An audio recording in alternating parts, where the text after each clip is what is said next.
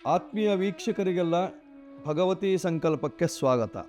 ಆತ್ಮೀಯರೇ, 2026ನೇ ಇಸ್ವಿಯ ಪರಾಭವ ನಾಮ ಸಂವತ್ಸರದ ಯುಗಾದಿ ಫಲ ಮೇಷರಾಶಿ. ಅಶ್ವಿನಿ ಭರಣಿ ಕೃತ್ತಿಕಾ ಪಾದಂ ಮೇಷ. ಅಶ್ವಿನಿ ನಕ್ಷತ್ರ, ಭರಣಿ ನಕ್ಷತ್ರ, ಕೃತ್ತಿಕಾ ನಕ್ಷತ್ರದ 1ನೇ ಪಾದ ಅರ್ಥಾತ್ 9 ಪಾದಗಳಿಗೆ ಮೇಷರಾಶಿ. ಮೇಷರಾಶಿಗೆ ಅಧಿಪತಿ ಕುಜ. ಮೇಷರಾಶಿಯ ಬಣ್ಣ ಕೆಂಪು ಬಣ್ಣ. ಮೇಷರಾಶಿಗೆ ವಿಶೇಷವಾಗಿ ಈ ವರ್ಷದಲ್ಲಿ ಯಾವ ರೀತಿಯಾದಂತಹ ಫಲ ಇದೆ ಹೇಳುವಂತಹದ್ದನ್ನು ನೋಡೋಣ. ಆತ್ಮೀಯರೇ, ಅಶ್ವಿನಿ ಭರಣಿ ಕೃತ್ತಿಕಾ ಈ 9 ಪಾದದವರೆಗೆ ಈ ವರ್ಷದಲ್ಲಿ 7.5 ಇದ್ದೇ ಇದೆ. 12ನೇ ಮನೆಯಲ್ಲಿ ಶನಿ ಮಹಾತ್ಮ ಇದ್ದಾನೆ.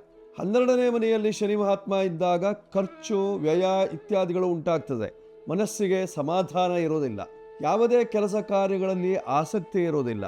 ಕೋರ್ಟ್ ಕಚೇರಿ ವ್ಯವಹಾರದಲ್ಲಿ ಲೋಪದೋಷಗಳು ಉಂಟಾಗುವಂತಹ ಸಾಧ್ಯತೆ ಇದೆ. ಅದಕ್ಕಿಂತಲೂ ಅವಮಾನ, ಅಪರಾಧಗಳು, ಅಹಿತಕರ ಘಟನೆಗಳು, ಅವುಗಳಿಂದ ನಾನಾ ರೀತಿಯಾದಂತಹ ತೊಂದರೆಗಳು ಕಾಣಿಸುವಂತಹ ಸಾಧ್ಯತೆ ಇದೆ.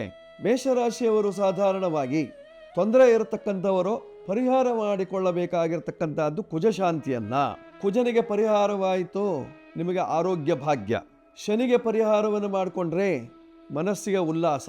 ವ್ಯಾಪಾರ ವ್ಯವಹಾರದಲ್ಲಿ ನಷ್ಟತೆಯನ್ನು ದೂರ ಮಾಡಿಕೊಳ್ಳುವುದಕ್ಕೆ ಅರ್ಥಾತ್ ವ್ಯಾಪಾರ ವೃದ್ಧಿಗೆ ನೀವು ಮಾಡಿಕೊಳ್ಳಬೇಕಾಗಿರ್ತಕ್ಕಂಥದ್ದು ಸುಬ್ರಹ್ಮಣ್ಯೇಶ್ವರ ಯಂತ್ರಧಾರಣೆ ಅಥವಾ ಸುಬ್ರಹ್ಮಣ್ಯನ ಯಂತ್ರವನ್ನು ಇಡುವಿಕೆ. ಇವುಗಳನ್ನು ಮಾಡಿಕೊಳ್ಳುವುದರಿಂದ ಮೇಷರಾಶಿಯವರಿಗೆ ಸ್ವಲ್ಪ ಮಟ್ಟಿಗೆ ಆದಾಯ, ನೆಮ್ಮದಿ ಕಾಣಿಸುವಂತಹ ಸಾಧ್ಯತೆ ಇರತಕ್ಕಂತಹದ್ದಿದೆ. ಗುರುವಿನ ಬಲ ಇಲ್ವೇ ಇಲ್ಲ.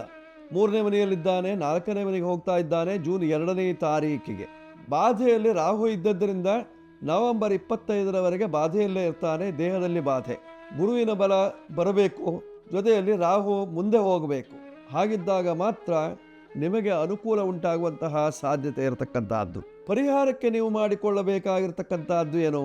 ಸುಬ್ರಹ್ಮಣ್ಯೇಶ್ವರನ ಜಪಾನುಷ್ಠಾನ, ಸುಬ್ರಹ್ಮಣ್ಯ ಅಷ್ಟಕ, ಜೊತೆಯಲ್ಲಿ ಸುಬ್ರಹ್ಮಣ್ಯ ಅಷ್ಟೋತ್ತರ ಅಥವಾ ಸುಬ್ರಹ್ಮಣ್ಯ ಸಹಸ್ರನಾಮದಿಂದ ಸುಬ್ರಹ್ಮಣ್ಯ ದೇವರ ಪೂಜೆ ಅಥವಾ ಸುಬ್ರಹ್ಮಣ್ಯನಿಗೆ ಅತ್ಯಂತ ಪ್ರಿಯವಾಗಿರ್ತಕ್ಕಂತಹ ಬಾಳೆಹಣ್ಣು ಸಮರ್ಪಣೆ, ಬಾಳೆಹಣ್ಣಿನಿಂದ ಮಾಡಿದಂತಹ ಅಪೂಪ ಅರ್ಥಾತ್ ಅದಕ್ಕೆ ಸುಟ್ಟೇವು ಅಂತ ಹೆಸರು, ಅವುಗಳನ್ನು ನೈವೇದ್ಯವನ್ನು ಮಾಡುವುದರಿಂದ ಸುಬ್ರಹ್ಮಣ್ಯ ದೇವರ ಅನುಗ್ರಹವನ್ನು ಪಡೆದುಕೊಳ್ಳಲಿಕ್ಕೆ ಸಾಧ್ಯತೆ ಇದೆ.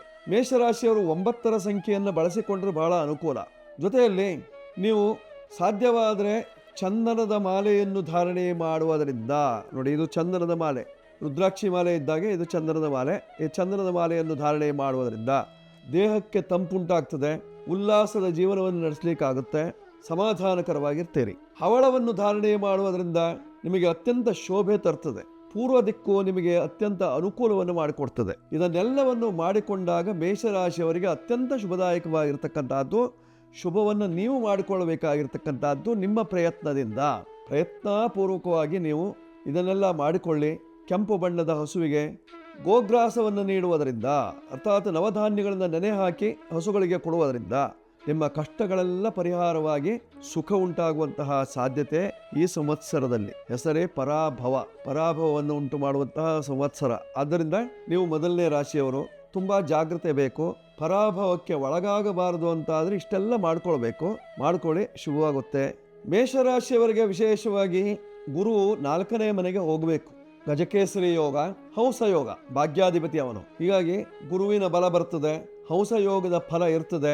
ಆ ಸಂದರ್ಭದಲ್ಲಿ ಏನಾದರೂ ನೀವು ಮಂಗಲ ಕಾರ್ಯಗಳನ್ನು ಮಾಡಿಕೊಳ್ಳುವುದರಿಂದ ನಿಮ್ಮ ಜೀವನದಲ್ಲಿ ಸುಖವನ್ನು ಕಾಣಲಿಕ್ಕೆ ಸಾಧ್ಯತೆ ಇದೆ. ಗುರಿಯನ್ನು ತೋರಿಸ್ತಾನೆ. ಗುರಿಯನ್ನು ಮುಟ್ಟುವುದಕ್ಕೆ ನಮ್ಮ ಪ್ರಯತ್ನ ಬಹಳ ಬೇಕು. ಅದಕ್ಕೋಸ್ಕರವಾಗಿ ಗುರುವಿನ ಅನುಗ್ರಹ.